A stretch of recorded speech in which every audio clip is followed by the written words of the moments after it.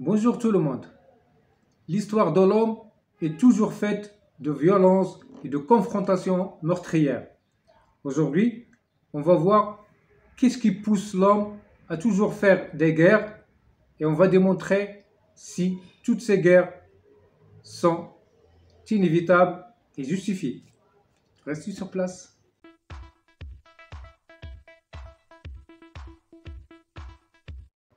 On a souvent tendance à accuser les animaux d'être sauvages et sans pitié, mais on a du mal à reconnaître que la sauvagerie de l'homme peut dépasser de loin celle des animaux, car si l'animal en général tue pour la seule raison de manger et d'être rassasié, l'homme a beaucoup plus de raisons pour tuer, voire même mener des massacres et des tueries de masse.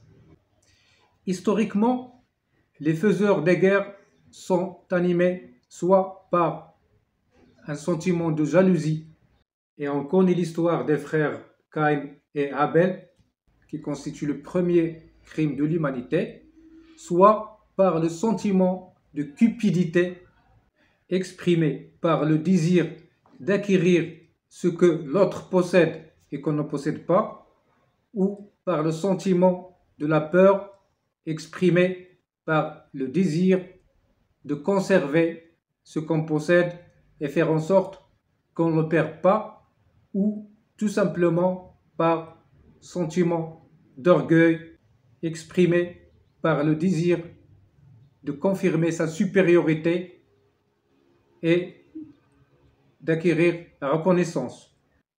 Tout ceci fait que même en période de paix, l'homme pense toujours à la guerre.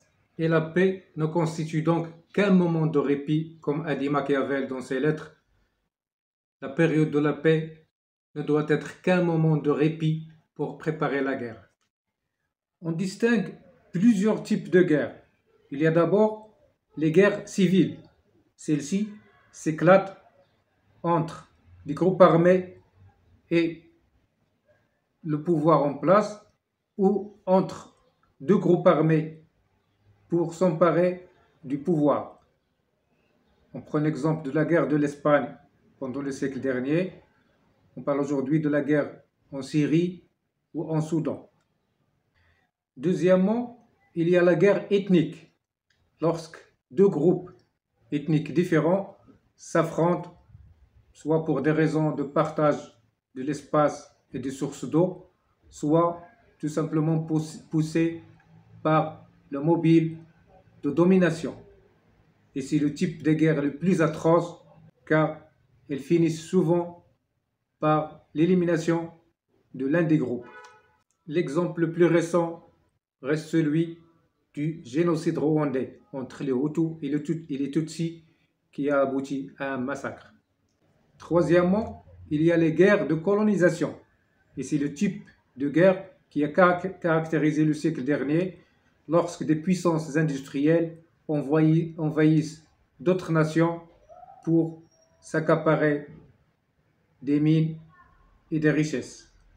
Ou bien avant, à la suite de la découverte de l'Amérique, les puissances européennes ont colonisé le Nouveau Monde et ont mené des guerres contre la population locale pour lui arracher les terres. Quatrièmement, il y a la guerre d'indépendance. C'est en général une riposte à la guerre coloniale qui vise la récupération de la terre et l'expulsion de l'envahisseur. Le Maroc, comme d'ailleurs beaucoup de pays, pendant le siècle dernier, on connaît beaucoup sur la question. On parle aussi de la guerre d'indépendance dans l'exemple des 13 États qui constituaient les États-Unis d'Amérique à l'époque, luttaient pour se détacher de la couronne britannique. Cinquièmement, il y a la guerre de sécession. On parle de la guerre de sécession lorsque, au sein d'un même État, deux fractions s'affrontent pour se séparer l'un de l'autre. Et c'est le type de guerre qui a éclaté au lendemain de l'indépendance des États-Unis entre le Sud qui voulait conserver certaines traditions comme celle de l'esclavage et le Nord qui plaidait pour des valeurs de liberté. Sixièmement, il y a les guerres révolutionnaires. C'est le type de guerre qui vise à renverser le régime en place et le remplacer par un autre régime. Et c'est le cas de l'Europe du XVIIe et XVIIIe siècle lorsqu'on a essayé de renverser les monarchies en place et instaurer des régimes républicains. Ou encore lorsque les combattants se révoltaient contre le système féodal ou le système capitaliste pour instaurer un système socialiste ou communiste.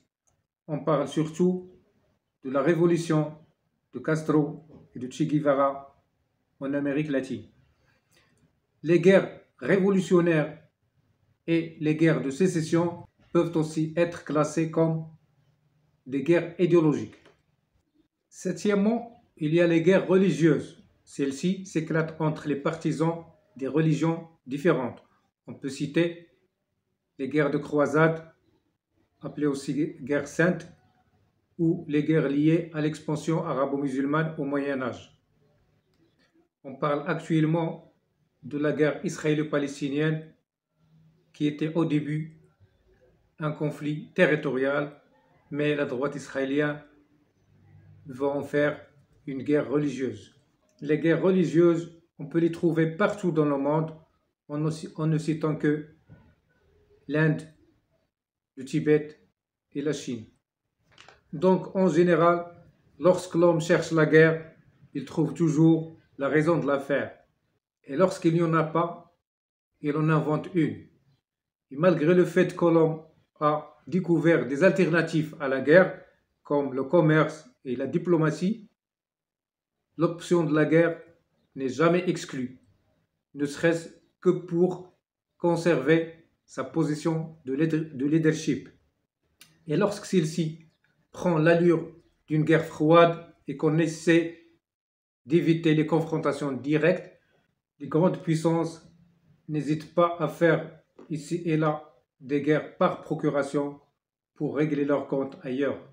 Et dès que l'homme déclenche une guerre, il s'aperçoit qu'il ne s'agit pas d'un beau spectacle à voir, car les horreurs de la guerre touchent à tous les domaines de la communauté.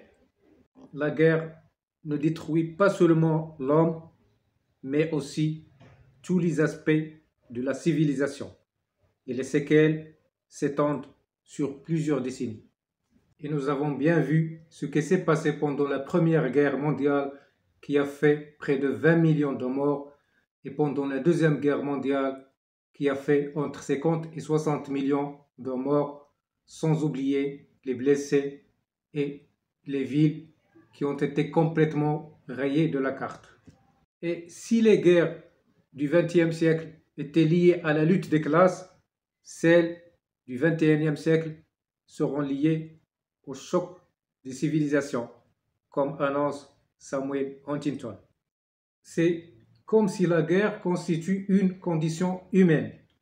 Cette condition qui est aujourd'hui poussée par le complexe militaro-industriel qui, pour des raisons lucratives, dessine le schéma géopolitique de l'ordre, ou plutôt du désordre mondial, et qui n'a pas intérêt à ce que la paix règne sur la planète. Et avec les armes de destruction massive que l'on possède en main aujourd'hui, ce n'est pas seulement le destin de l'humanité qui est menacé, mais celui de toute la planète. Que Dieu préserve la planète. C'est sur cette note que s'achève cette vidéo. Merci de m'avoir suivi jusqu'ici. Si vous avez aimé le contenu, n'hésitez pas à liker, à partager et à commenter. Et pour plus de vidéos, tapez seulement Viens savoir. À la prochaine.